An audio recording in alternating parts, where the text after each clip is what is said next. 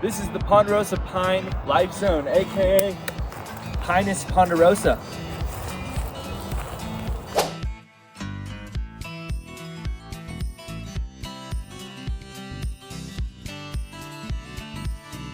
In the Ponderosa Pine Life Zone, there are a few species that share a mutualistic perspective and share the grounds here at 8,000 feet elevation. One of them is Rocky Mountain fescue. The scientific name, somewhere right there, because I don't know how to say it. This is one of them. Another one, like sagebrush, is traditional ecological knowledge, and we've learned in the Diné culture that it's a sacred medicine plant. It's pretty cool. Different species like lichen and fungus, including mycorrhizas and heterobasidiums, all share, wow, that's a big word, let's go. They all share symbiotic and mutualistic relationships. If you come close, you can see a colony of ants, aka a species and an animal, sharing a mutualistic relationship with this tree. If you come even closer, you can see wildfire burns. Something specific to the Ponderosa Pine Life Zone, aka Pinus ponderosa, is that they've been evolved to adapt to wildfires. As you can see, these trees begin to shed their dead limbs as they grow higher in primary growth. Remember, secondary growth is width, primary growth is height. So in this secondary growth, they shed these, and wildfires actually increase the better nutrients. They increase the growth rate of these trees to get rid of this brush, and they allow the roots to grow deeper. So that's pretty cool.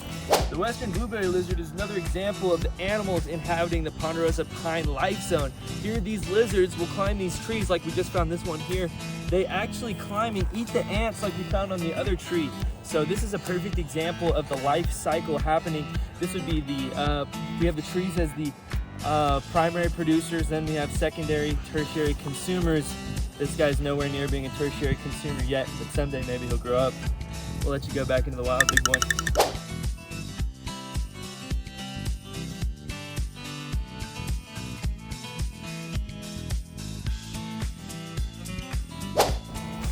Here in the Ponderosa Pine Life Zone, we can classify it because of the elevation.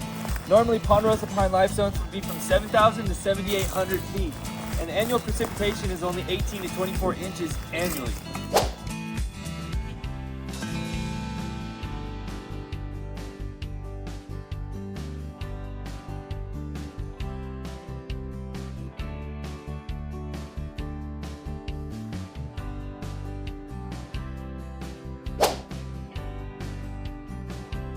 So fungal growth is another example of the mutualistic symbiotic relationship here in the Ponderosa Life Zone. This fungus, by our best guesstimate, we're thinking it's honey fungus, and the scientific name will be right around here somewhere. But this honey fungus, we caught in the premature stages. If we rotate here, honey fungus does have a relationship with animals and trees, including plants. But this guy might be victim of honey fungus, given that the fact that honey fungus grows within trees and then ultimately kills them. This is another part of the life cycle here in the Ponderosa Life Zone, given that this tree, the decomposition, increases the nitrogen cycle and the phosphorus cycle out here to create more nutrients for more plants to grow. On a hot summer's day, the Ponderosa pine bark smells like fresh vanilla.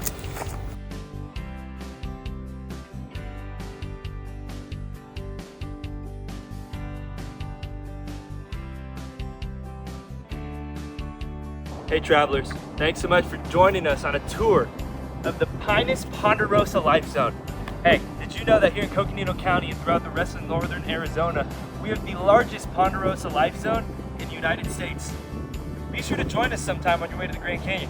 We'd love to see you, and the trees would too.